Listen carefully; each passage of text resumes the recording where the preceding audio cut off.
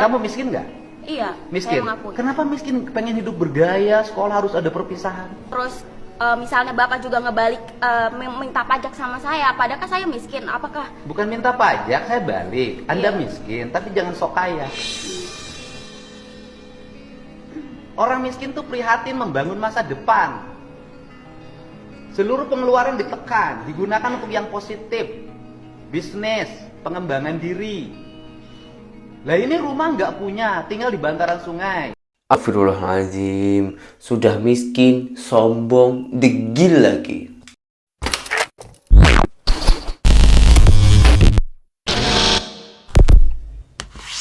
Hai, halo geng, assalamualaikum warahmatullahi wabarakatuh. Berjumpa kembali dengan saya, Zainal Satori. Sebelum video ini saya mulai, gimana kabarnya kalian semua? Semoga semua yang menonton video ini baik-baik saja, dimurahkan rezekinya, selalu berpikiran yang positif dan dijauhkan dari mara bahaya oleh Tuhan Yang Maha Esa. Baik geng, di video kali ini saya akan membahas soal pendidikan yang saat ini tuh viral di Indonesia. Dan kali ini saya tidak akan membahas tentang negara Malaysia, karena ini sangatlah ricuh di negara sendiri. Dan ini soal pendidikan yang sepatutnya itu mencerdaskan masyarakat agar negara kita boleh maju, tapi ini ada konflik di mana pemerintahan kita ini menghapus program pendidikan yang ada wisudanya di sekolah wajib 9 tahun ataupun di masa sekolah SMP. Jadi kronologinya gini geng, ini adalah salah satu siswa ini belum mempunyai rumah, ya. Rumah itu masih numpang kepada pemerintah di tepi sungai. Ya otomatis nanti kalau kena banjir mesti yang disalahkan itu pemerintah. Tapi dia ini masih menumpang. Tapi sangatlah berlagak. Berlagak menolak penghapusan program wisuda yang berbayar ini, geng. Dan kenapa pemerintah kita menghapus wisuda tersebut di sekolah SMP? Karena itu sangat membebani orang tua yang miskin. Karena wisuda itu bukan murah, geng. Itu cukup mahal juga lah. Ada yang 2 juta, 3 juta. Daripada untuk wisuda, hanya wisuda itu perpisahan untuk kenang-kenangan saja. Daripada itu, lebih baik untuk membangun ekonominya. Yang tujuannya pemerintah itu seperti itu. Nah, siswi ini sangatlah berani komplain kepada Deddy Mulyadi. Deddy Mulyadi itu beliau adalah salah satu orang yang berjuang memperjuangkan Indonesia, terutama soal pendidikan. Nah, videonya itu macam mana? Kita tengok dulu videonya, nanti baru kita amati, kita kaji, kita ulas balik. Yuk. Enggak gitu pak? Kan saya waktu dibikin video TikTok itu kan captionnya itu kan bukan untuk meminta kerohiman atau apapun. Saya itu cuma minta keadilan aja pak. Yang minta adil apa? Waktu digusur itu tuh nggak ada musyawarah, cuman ada satpol pp datang. Ya, cuman pertanyaan, Anda tinggal di tanah orang. Saya balik pertanyaannya. Tinggal di tanah orang lain harus bayar nggak sama yang punya tanah? bayar. Kalau saya balik nuntut, Pemdanya suruh minta tagihan, dihitung berapa tahun ke belakang, bayar tiap tahun. Ya bapak kan bisa lihat dulu latar belakang saya, misalnya saya miskin atau enggak, terus mau bayar atau Oke, enggak. kamu miskin nggak? Iya, Miskin. saya mengakui. Kenapa miskin? Mengakui Pengen hidup miskin. bergaya, sekolah harus ada perpisahan. Kalau buat masalah itu sih kan, Ya kan kamu miskin. Ya kan kamu merasa miskin. Kenapa orang miskin nggak prihatin? Wah, keren. gini pak, mohon maaf ya pak ya, saya bukannya menolak kebijakan bapak, saya Bukan kebijakan saya, itu kebijakan bupati. Iya, maksudnya apapun itu saya mendukung, cuman jangan dihapus pak, nggak semuanya orang itu kan bisa terima. Terus kalau misalnya kayak wisuda dihapus, terus misalnya bapak juga ngebalik minta pajak sama saya, padahal kan saya miskin, apakah Bukan minta pajak, saya balik. Anda Iya. miskin, tapi jangan sok kaya. Orang miskin tuh prihatin membangun masa depan. Seluruh pengeluaran ditekan, digunakan untuk yang positif. Bisnis, pengembangan diri. Betul? Lah ini rumah nggak punya, tinggal di bantaran sungai. Orang tua yang lain itu menyambut gembira ketika wisuda dihapus. Keluarga ini menolak wisuda dihapus. Ya kalau gitu saya nggak usah bantu kerohiman. Bukan menolak sih Pak, Apa? bukan menolak, istilahnya kan Ya saya tanya balik Bu, ibu perlu uang nggak buat ngontrak? perlu. Kalau ibu buat ngontrak aja nggak punya, ngapain protes-protes wisuda harus ada? Kan logikanya harus dipakai. Hidup tuh jangan sombong gitu loh. Ibu buat ngontrak aja nggak punya, tapi ibu merasa bahwa wisuda lebih penting. Saya lebih penting mana? Kontrakan untuk tempat tinggal apa wisuda? Tempat tinggal, Pak. Iya loh. Anda teriak-teriak nggak punya untuk ngontrak, tapi satu sisi anaknya protes harus ada wisuda. Saya kan pusing dengerinnya. Sebetulnya itu kan tanpa kita ketahui ya, Pak ya. Enggak. Ini kan ibunya mendukung, Pak. Iya, iya. Ibunya mendukung Ibu soalnya, mendukung Geng. ibu saya tanya semua. Ibu setuju nggak kebijakan saya sekolah nggak usah ada wisuda, nggak usah ada studi tour biar Setuju Pak, iya setuju. Jadi banyak banget iya Pak, apalagi Orang tahu, Pak. iya, membebani orang tua. Nah kemarin kan ada yang nangis-nangis tuh di podcast saya di TikTok saya ada kan, karena tidak mampu bayar 5,4 juta. Wah. Loh, saya ini sayang sama rakyat. Ini rakyat Jabar nggak akan berubah nasibnya kalau nggak dirubah pola hidupnya. Artinya gini loh, kan banyak akibat kebutuhan saya ini nanganin udah ratusan. Untuk biaya wisuda pinjam 2 juta ke Bang Emok. Iya Pak, memang Pak. Mau kagak mau tuh buat anak tuh orang tua. Iya. Banyak yang begitu. Ada diadain, Pak. Hah? Iya, yang enggak ada diadain. Hah? Ini kan Bang Emok semua. Bagian. Ah, ini tuh gimana? Ini kan harus jujur saya berpikir. Emang iya saya benar. Oke. Iya. Nih ibu setuju apa ibu saya berlakukan lagi wisuda suruh bayar 2 juta 3 juta plus studi tour jadi 5 juta? Jangan, Pak. Udah mendingan kagak usah ada gituan, Pak. Mendingan juga semua orang mampu, Dia Pak. pengen loh, keluarga ini Mungkin dia pengen. mampu, Pak. Nih, Mbak, Neng coba lihat tuh orang tuanya. Jadi jangan hanya berpikir, Neng sama orang tuanya nggak apa-apa karena dimanja. Tapi yang lain banyak yang berat. Maaf, Pak. Tapi kan ibu-ibu semua sama bapak-bapak semua kan pernah sekolah, pernah merasakan perpisahan. Setidaknya itu murid itu juga bisa ngerasain, Pak. Nah, maksud saya ditekankan di sini ya, Pak. Bukan masalah wisuda dihapus, tapi perpisahan tetap ada, cuman pengeluarannya aja diminimin aja, Pak. Yang urusan minimal kan urusan sekolah, bukan urusan saya. Iya. Kan kalau misalnya ada ketentuan kayak gitu, semuanya kan berarti senang, Pak. Oke, Adil. saya gini, bisa nggak nyegah minimalisir? Nggak akan bisa. Setiap sekolah punya gaya yang berbeda. Saya bilang kamu pengen acara wisuda, pengen acara perpisahan, bikin aja teman-teman kamu kumpulin OSIS, Pramuka, Paskibra, organisasi, silahkan aja bikin, tapi di luar ketentuan sekolah. Nggak boleh ada pungutan di sekolah. Kenapa? Nanti yang dibulinya kepala sekolah, dilapor-laporinnya kepala sekolah. Kepala sekolah itu ngikutin keinginan siswa. Saya sudah bertemu kepala sekolah yang dia mengeluh, Pak, kalau tidak dilaksanakan anak-anaknya protes sama saya. Tapi ketika saya laksanakan, saya diperiksa. Di sekolahnya sampai bikin band 150 juta dari Jakarta. Nah pertanyaannya adalah, nih yang lain, ibu semuanya punya 1,5 juta untuk perpisahan. Tidak Pak. Sehari-hari dia cukup buat makan aja Nah jadi susah Pak. stick Buat out makan itu aja juga susah. harus mewakili warga kebanyakan. Ini gubernurnya lagi bela rakyat, biar rakyat nggak pada susah. Ini pengen pada susah. Jadi gini loh.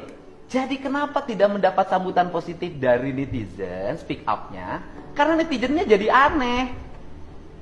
Karena speak up menentang kebijakan gubernur yang kebijakan itu sangat meringankan beban orang tua. Jawa Barat itu sekarang ranking pertama Bang Emok, ranking pertama pinjol. Hari ini pagi-pagi saya sudah dikejar-kejar sama orang yang korban koperasi eksis. Dari 5 juta untuk biaya sekolah anaknya kemarin bekas dulu kegiatan apalah perpisahan wisuda segala macam. Jadi 25 sekarang rumahnya mau disita. Gitu loh. Jadi kan saya tuh jadi melihat pemandangan menjadi aneh. buat ngontrak rumah aja nggak punya, ini masih ngurusin pengen wisudaan sama perpisahan. Di sini sudah sangat-sangat jelas, geng ya. Tujuan Gubernur Jawa Barat Deddy Mulyadi ini untuk memudahkan masyarakat, terutama orang tua murid tersebut, agar tak merasa keberatan. Maka dari itu hal-hal yang bukan nggak berguna, tapi yang kurang mampu, yang masih ada hal yang lebih penting, itu ditinggalkan. Kita bangun aja dulu ekonomi kita, karena masih ramai orang-orang susah dekat Indonesia ini. Contohnya ibu-ibu yang ditanya tadi, mau buat studi tour dan juga wisuda 1.500.000 saja, nggak ada yang sanggup. Tapi si ibu dan anaknya tadi itu syaratnya kok sangatlah kokoh. Yang rumah aja nggak punya, lalu teringin ada program studi tour yang biayanya sekitaran 5 juta lebih. Itu dekat 2.000 ringgit loh kalau dekat Malaysia. Sementara hidup aja masih susah. Sekarang kita tengok isi komentar-komentarnya. Karena ini pasti unik komentarnya ini. Taulah netizen Konoha itu macam mana cara komentarnya. Kita tengok dulu isi komentarnya. Oke, kita buka. Aksi cewek remaja kritik Deddy Mulyadi. Oke. Keren adiknya, teruslah berjuang, Dek. Semangat penerus Tarwiyah. Wow. Ini komentar yang macam ini. Ini EQ di bawah rata-rata. Nggak mau peduli kepada masyarakat yang lain. Hanya teringin bergaya saja. Sekarang kita tengok balasan komentar tersebut. Ini ada 90 balasan. Mungkin ini menimbulkan pro dan juga kontra ini, geng. Perjuangan kesombongan, sudah miskin sombong. Setuju dengan komentar ini. Berjuang apa, Bu? Nyimak videonya, Bu. Berjuang apa yang diperjuangkan, geng? Ini sudah pasti salah. Hampir saya fokus, ternyata ujungnya Tarwiyah. Aura nyerocosnya kuat banget. Ya, ini calon-calon ibu-ibu yang suka cakak ini ya. Tapi yang kerasa auranya. Memang auranya itu memang kuat banget, seolah-olah adik ini, mohon maaf deh ya, seolah-olah adik ini bijak dan pemberani. Yang enggak memikirkan itu hal yang baik ke yang salah, yang baik ke yang buruk, macam itu enggak memikirkan. Kocak dah, tahu anaknya salah, lol, tantenya lu. Mana ada sopan, tengil gitu. Ini masih ada yang komentar yang sopan katanya, Masya Allah. Iya sih, dia tengil, keliru. Dia di posisi salah. Tapi aku salutnya, dia berani mengutarakan isi hatinya. Maaf ya, Kak, kalau saya salah. Kita tengok isi komentarnya, geng. Isi komentarnya di bawahnya lagi, ataupun balasan-balasannya. Oh, ini ada bawahnya lagi. Pak, pelan-pelan ngomongnya, adanya udah pintar, berani menyampaikan pendapat sesuai keinginan di usianya, masih usia dini ya. Saya setuju dan perpisahan dengan budget kecil-kecilan asal jangan dihilangkan. Wah, parah ini. Ganti biaya kerugiannya agar rakyat miskin nggak terlalu menderita. Memang semua butuh uang, tapi menjaga mental untuk menerus bangsa itu lebih penting. Mantap. Adiknya kuat banget, berani menyampaikannya di depan orang tua. Wow. Menjaga mental gimana sih? Maksudnya tinggal di tanah orang, masa pemerintah yang harus ganti rugi? Bener. Jangan semua itu pemerintah yang disalahkan, geng. Dia omong gak gemetar gitu, pinter loh, Kak. Lantas rakyat miskin mau tinggal di mana kalau nggak numpang di tanah pemerintah? Kan katanya kita rakyat Indonesia, ayo melek, banyak orang di bawah kita. Ya harus usaha dong. Kita sebagai rakyat kecil kan kalau miskin usaha seharusnya, bukan meminta. Tanah kosong di Bekasi banyak, Mbak. Ibarat nih, gua tinggal di rumah lu tanpa bayar. Emang lu mau? Enggak kan? Dia di situ bertahun-tahun nggak bayar. Kurang baik apa negara ngasih toleransi waktu bertahun-tahun? Kalau semisal negara nagih Dia tinggal di situ bertahun-tahun emang sanggup. Nggak usah berlindung dari kata rakyat bawah. Gua juga rakyat bawah, nggak begitu pemikiran. Kalau pemikiran orang bawah tapi pengen kelihatan kaya, ya usaha, jangan minta-minta ke negara. Negara, rakyat nggak cuma dia orang. Betul. Kalau kita miskin, harusnya kita usaha, jangan hanya meminta-minta. Lalu kalau ada musibah, kalau ada bencana, pemerintah juga yang disalahkan. Pemerintahan kita ini dah pening, geng, mikirin ekonomi kita, geng.